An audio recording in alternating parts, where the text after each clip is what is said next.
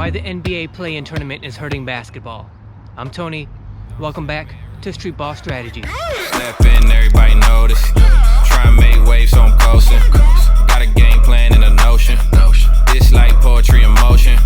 I ain't about wasting no time, and it's 247 on a full-time grind. Whoa, better make up your mind, put it all on the line. I'm staying on mine. A little bit of an old school vlog style video for today, because this is hopefully just going to be a shorter style video for a short topic today. We're talking about the NBA play-in tournament. Now understand, I'm an old school guy, right? I like old school type basketball, NBA, everything related to basketball. It just means I have a natural sort of a propensity for the way basketball was when I was growing up, when I was an active player, when I was in my prime. Because of that, I see two major problems with the NBA play-in tournament. First of all, because it's a money grab by the NBA, which is, I understand it, right? I understand the NBA is a business and they want to make as much money as they possibly can. So I understand the money grab by the NBA. I don't like it, but at least I understand it. My biggest problem, though, is the fact that the play-in tournament feels disrespectful to, you know, old school, long time NBA fans. It feels like they're placating us. It feels like they're talking down to us as fans. For those of you who are younger, right, who you're teenagers, you're in your early 20s, understand that back in the 80s, you know, the NBA was not really a mainstream national product that we embraced as Americans. It wasn't until Larry and Magic came along that the NBA started to become mainstream America, and it really started to pick up steam as a popular sport and league in America. Then obviously Jordan took that further, and then with the Dream Team, the NBA became a global basketball powerhouse. Because of the Dream Team, we were now thought of as the best basketball country in the world. And that continued for years until the 2004 Olympics, where we lost, and then of course the 2008 Olympics, where we had the Redeem Team and we redeemed ourselves and became a international basketball powerhouse once again. Since then, since that Redeem Team year, I think as Americans we've just sort of become complacent, right? We've sort of just accepted that this is America, this is the NBA, it's the best, that's just the way it is. And when you sort of live that reality year after year, I think it's easy to become, you know, comfortable and complacent with that idea. You sort of lose appreciation for just how great American basketball, the NBA, really is. Especially those of you who are younger, right? You're a teenager, you're in your early 20s, and for you, it's just a normal thing that every night from October to mid-June, you can watch whatever game you want, whatever city you want. You have access to every game every night. But for me, for watching NBA in the 90s, for a while there, I lived on the other side of the planet, and it was hard to even get playoff games back then. You know, it was hard to get every playoff game that happened, even finals games that happened in the NBA at that time. It was hard to get access to even NBA finals game.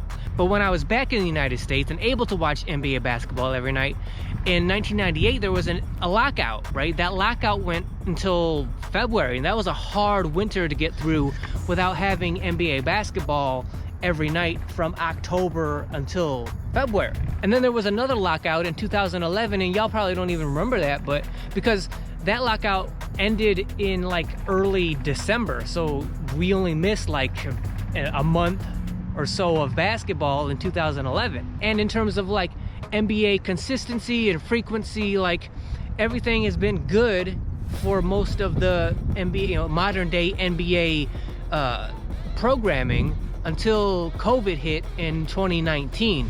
So in March, right, in 2020, NBA goes away, and it comes back in June for the bubble, to have the NBA playoff tournament in the bubble.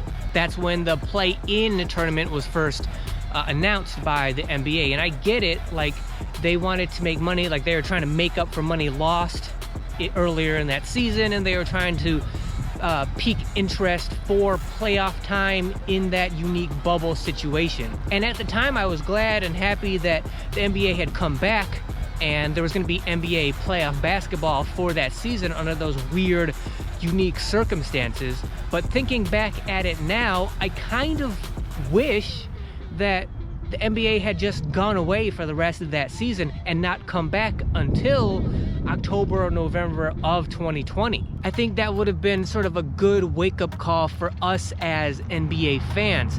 You know, the idea of like the NBA watching it for 8 months out of the year, being able to watch whatever game you wanted, any night you wanted around the country, having access to that. The fact that in 2020, that could have all went away for 8, 9, 10 months. The NBA lives to make money, right? So it would be on year-round if it could sustain itself year-round. But it's a luxury that we have as NBA fans that for 8 months out of the year, we can watch whatever game we want. And I think we've lost appreciation for the fact that NBA basketball is the best basketball on the planet. And we've gotten to the point now where the NBA has recognized that it has to have like the play-in tournament.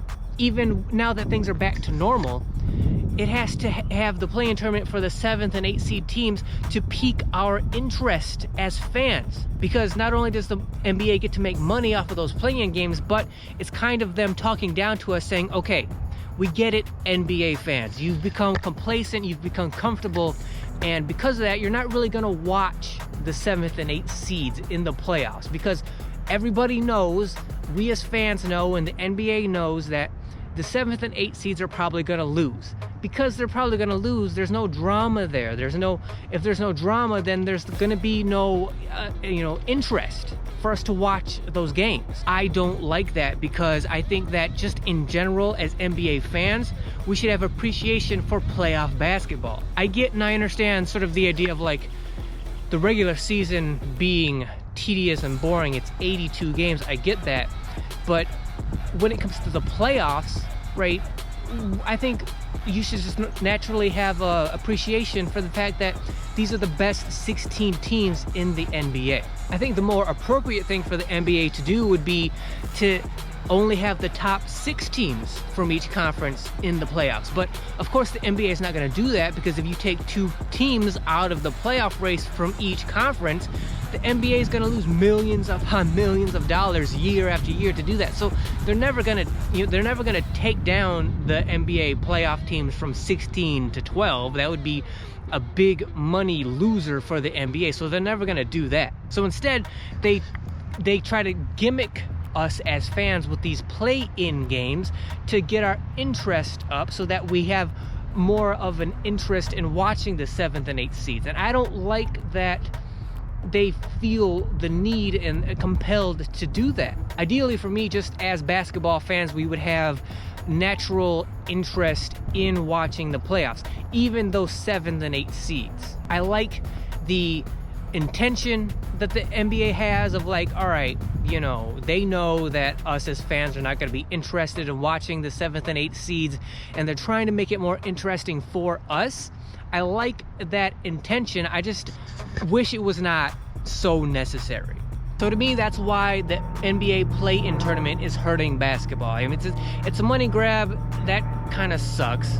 But more importantly, it's like the fact that us as basketball fans have just lost appreciation for the fact that we get to watch the best basketball from the best teams and players every night, to the point where now the NBA has to talk down to us and give us gimmicks in order to try to get us to watch their playoff games.